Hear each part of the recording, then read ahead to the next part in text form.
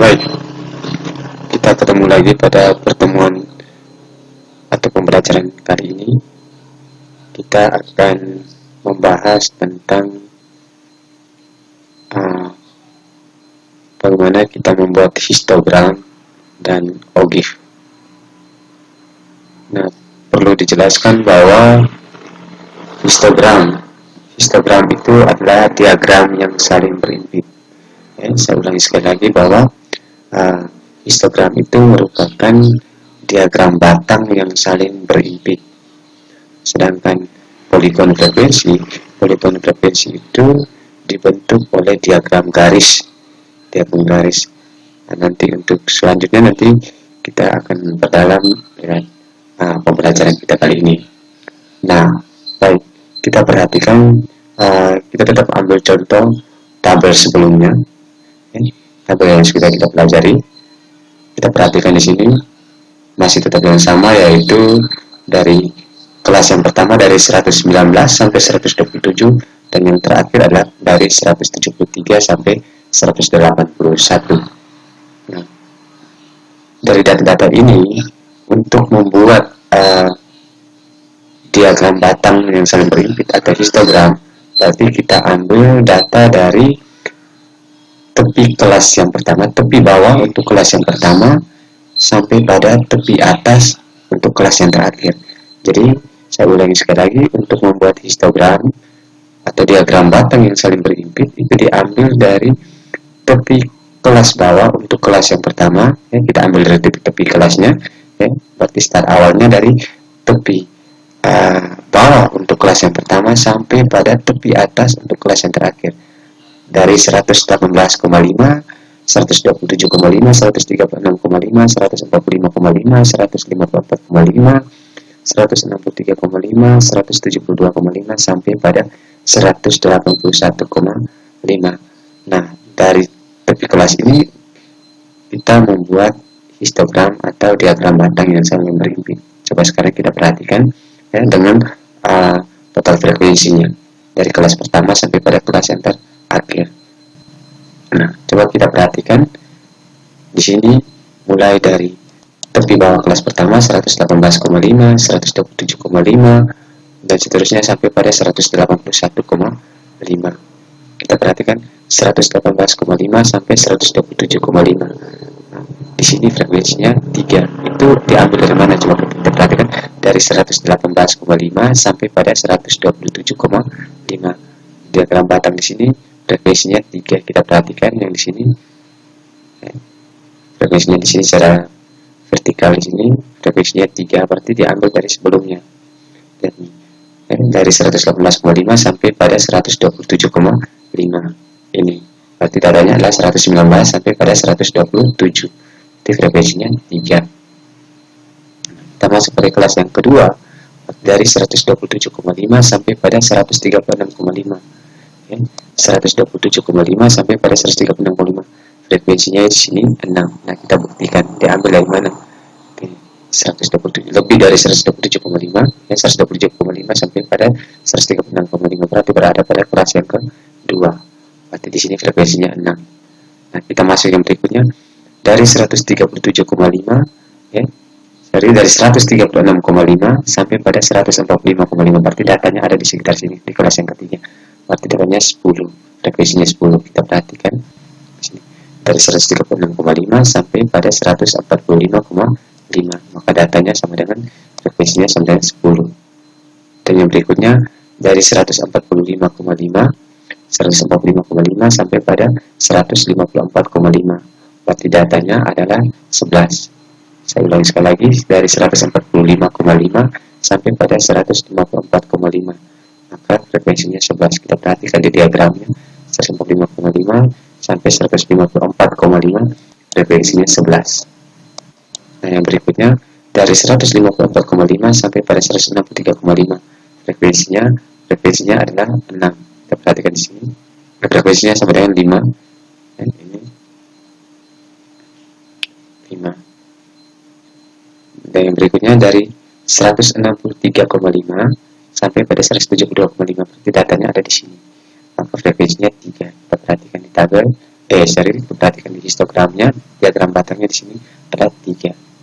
Dan yang terakhir dari 172,5 sampai pada 181,5, berarti frekuensinya sama dengan 2. Kita perhatikan di histogramnya di sini, perhatikan kata dari 172,5 sampai 181,5 frekuensinya sama dengan 2. Jadi kita gambar diagram batangnya itu sesuai dengan yang ada pada tabel. Ini sebenarnya hampir sama saja. Dia menggunakan tepi kelas.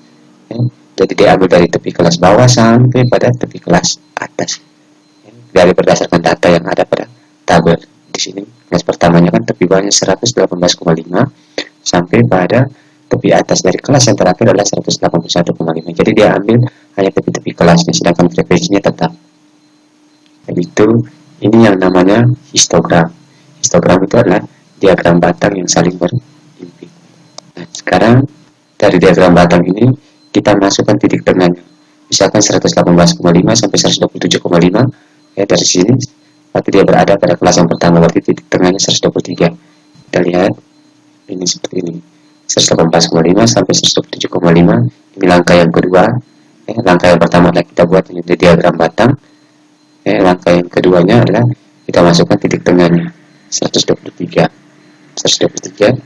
Ini titik tengah yang kelas pertama. Di tengah kelas yang kedua itu adalah 132. Kita perhatikan 132 pada ini diagram batang yang kedua.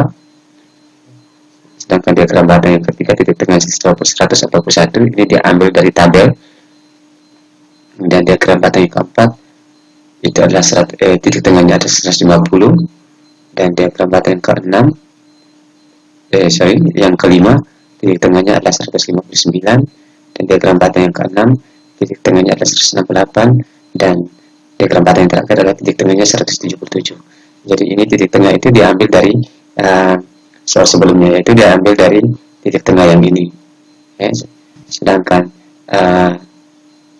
yang bagian sini itu diambil dari tepi kelas bawah sampai pada tepi kelas atas, dari kelas pertama hingga kelas yang terakhir. Jadi yang namanya histogram itu adalah diagram batang ini, yang daerah ini yang diberi arsiran ini namanya diagram batang. Yang diagram batang yang saling berimpit namanya histogram. Sedangkan titik-titik ini, titik tengah ini, ketika kita hubungkan dengan garis, maka ini akan membentuk diagram garis. Dari sini menghubungkan titik tengahnya masing-masing untuk masing-masing diagram batangnya. Itu yang namanya poligon frekuensi. Jadi poligon frekuensi itu diambil dari kita hubungkan untuk titik tengahnya untuk masing-masing kelas pada diagram batang atau pada histogram. Ini adalah histogram dan poligon frekuensi. Saya ulangi sekali lagi bahwa histogram itu adalah diagram batang yang saling berimpit, sedangkan poligon frekuensi itu adalah diagram garis yang menghubungkan titik tengah.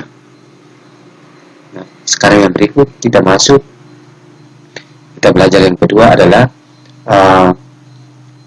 ogif. Ada ogif.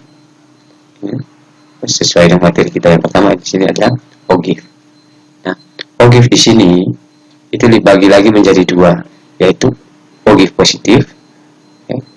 Minta maaf karena di sini saya tidak tuliskan di bagian sini tentang ogif. Jadi di sini adalah ogif positif dan ogif negatif. Nah, ogif positif itu diambil dari tabel distribusi frekuensi kumulatif kurang dari. Pada tabel distribusi frekuensi kumulatif kurang dari yang tadi sebelumnya kita sudah belajar tentang bagaimana cara menyusun tabel distribusi frekuensi kumulatif kurang dari pada video sebelumnya. Sekarang bagaimana dari tabel frekuensi kumulatif kurang dari kita menyusunnya dalam bentuk ogif. Kita membuatnya dalam bentuk ogif. Pada tabel distribusi frekuensi kumulatif kurang dari pada video sebelumnya kita sudah menjelaskan tentang ini. Frekuensi kumulatif kurang dari 127,5, frekuensinya 3 dan seterusnya. Tinggal kita ambil data dari sini, kita buat atau kita gambar dalam bentuk ogif. Kita buat dalam bentuk diagram garis. Nah, kita perhatikan. Misalkan ini kurang dari 118,5, kurang dari 118,5.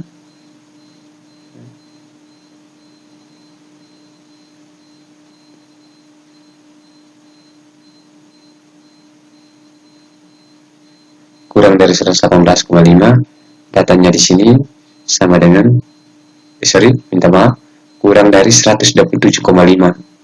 Kurang dari 127,5 di sini sama dengan 3. Kurang dari 127,5 sama dengan 3. Terus yang berikutnya kurang dari 136,5 berarti sama dengan 9. Ini kita perhatikan, kurang dari 136 sama dengan 9. Kita lihat, perhatikan ini mendekati 10 ini, berarti 9 ada di sini. Terus kurang dari 145,5, kurang dari 145,5, datanya sama dengan 19. Di sini kita gambar 145 sama dengan 19. Terus yang berikutnya kurang dari 154,5, berarti datanya sama dengan, frekuensinya sama dengan 30. Ini sama dengan 30. Pas di sini kita lihat 30. Kurang dari 163,5, kita ambil dari tabel sama dengan 35. Kita perhatikan 35 di sini 35. Kurang dari 172,5 sama dengan 38. Perhatikan ini 38. Kita gambar 38. Kurang dari 181,5 berarti sama dengan 40. Tinggal kita gambar. Jadi untuk menggambar OGIF ini, menggambar diagram garis pada OGIF ini, itu diambil dari tabel frekuensi kumulatif kurang dari. Nah, ini yang namanya OGIF positif. Kenapa OGIF positif? Karena dia bergerak, diagram garisnya bergerak dari kiri ke kanan, dari angka sini ke kanan. Ini yang namanya OGIF positif. OGIF positif itu dia bergerak dari kiri ke kanan, kurvanya, diagram garisnya. Jadi OGIF positif itu diambil dari tabel frekuensi kumulatif kurang dari. Ini yang namanya OGIF positif. Sekarang kita masuk yang berikut tentang OGIF negatif. OGIF negatif itu diambil dari tabel distribusi frekuensi kumulatif lebih dari. Jadi yang membedakan di sini OGIF positif dan OGIF negatif ini adalah perbedaan tabel antara frekuensi kumulatif lebih dari dan kurang dari. Kurang dari itu adalah OGIF positifnya, sedangkan OGIF negatif itu diambil dari tabel distribusi frekuensi kumulatif lebih dari. Misalkan lebih dari 118,5, perhatikan kita sudah dapat 40 itu dari soal, daripada video pembelajaran sebelumnya. Lebih dari 118,5 sama dengan datanya ada 40. Maka kita gambar misalkan di sini lebih dari 118,5, berarti datanya ada 40. 118,5 sama dengan 40. Nah, yang berikutnya lebih dari 127,5, berarti datanya ada 37. Ini ingat, hati-hati baik, ingat, perhatikan baik-baik bahwa frekuensi kumulatif kurang dari dan lebih dari. Jadi lebih dari 127,5 sama dengan 37. Kita perhatikan 127,5 sama dengan 37. Yang berikutnya lebih dari 136,5, frekuensinya 31. Ini 31. Kita berarti 136,5 sama dengan 31. Sekarang yang berikutnya lebih dari 145,5, datanya sama dengan 21. Kita perhatikan 145, datanya 21, dia berkisar sekitar sini. Terus lebih dari 154,5, datanya sama dengan 10, frekuensi kumulatifnya sama dengan 10.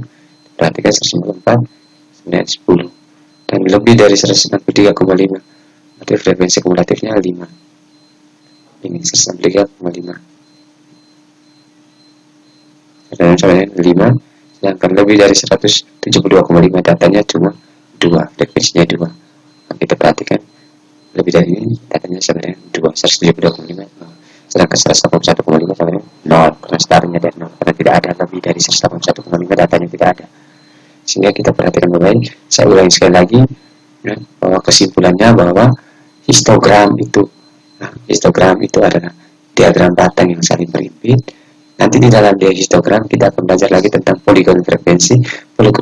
Poligon frekuensi itu diambil dari diagram garis yang menghubungkan titik tengah untuk masing-masing kelas. Nah, setelah itu nanti ada OGIF. OGIF ini dibagi lagi menjadi OGIF positif dan OGIF negatif.